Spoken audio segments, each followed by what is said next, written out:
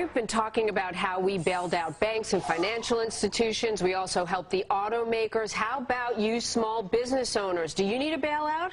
You're the backbone of the American workforce. In fact, small businesses employ at least half of all private sector employees. So should some of the $700 billion plus that were allocated to bank bailout funds go to help struggling small businesses, those on Main Street?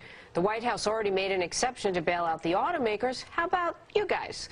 Lloyd Chapman is president of the American Small Business League. He's looking out for you. So how badly, first of all, do small business owners need assistance? They need it really bad. So far, about only 1% of the bailout money has gone to small businesses, and that's shocking when you realize that 95% of all new jobs come from small businesses and half of the gross domestic product. And only 1%, so 99% of all the money so far has gone to big businesses. It's unbelievable.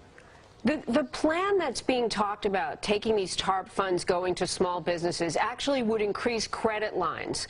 Are you concerned at all that if these small businesses have access to more credit, it might present a whole portfolio of new toxic loans for lenders who have the cash to lend and might reduce their requirements to help these small businesses out? Is this a vicious cycle potentially? Well, you know, it could be.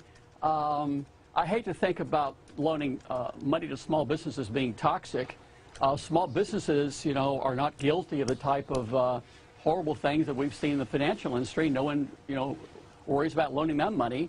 Small businesses aren't giving, you know, their executives, you know, bonuses that bankrupt the company. No, I just asked because there were innocent homeowners, too, that got roped into loans they couldn't afford. Some of them might have known what was going on with inflated appraisals, some not. But these business owners, they employ a lot of people. They really want to stay in business, and they may push the envelope a little bit, and the government might help them out. Are we being responsible about this now that I know you're in favor of the plan?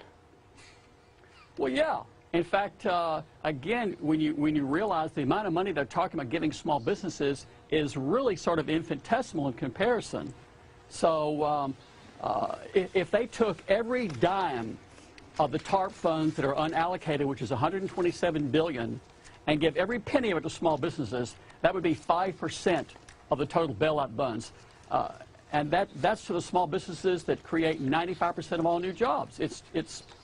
It could make a substantial difference. I should mention it's just a proposal at this point. I want to ask you about another item that's on the agenda. We've been talking about it today, a tax rate increase. If you make $350,000 or more, $350,000 or more, for health care, to pay for this tremendously huge health care proposal that we are learning more and more about every day.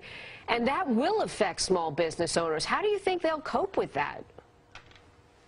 Well, you know, small business owners have just had layer and layer and layer of difficulty, and it's going to make it, you know, hard for a lot of small businesses. A lot of people don't realize when you hear about someone making $350,000, people out there middle class go, gosh, you know, you must be rich. Quite frankly, that's not a lot of money for a small business to make when you realize they lose half of it to taxes, and they've got a finance receivable. So if you have a small business where you're selling a product that you have to finance, you know, that's really not much money. So it's going to be just another burden for small businesses. Not to mention, and Lloyd, thank you so much for joining us, that they support a lot of other incomes by hiring so much of our nation's workforce. Thanks so much, Lloyd Chapman. Great to meet you today. Thank you.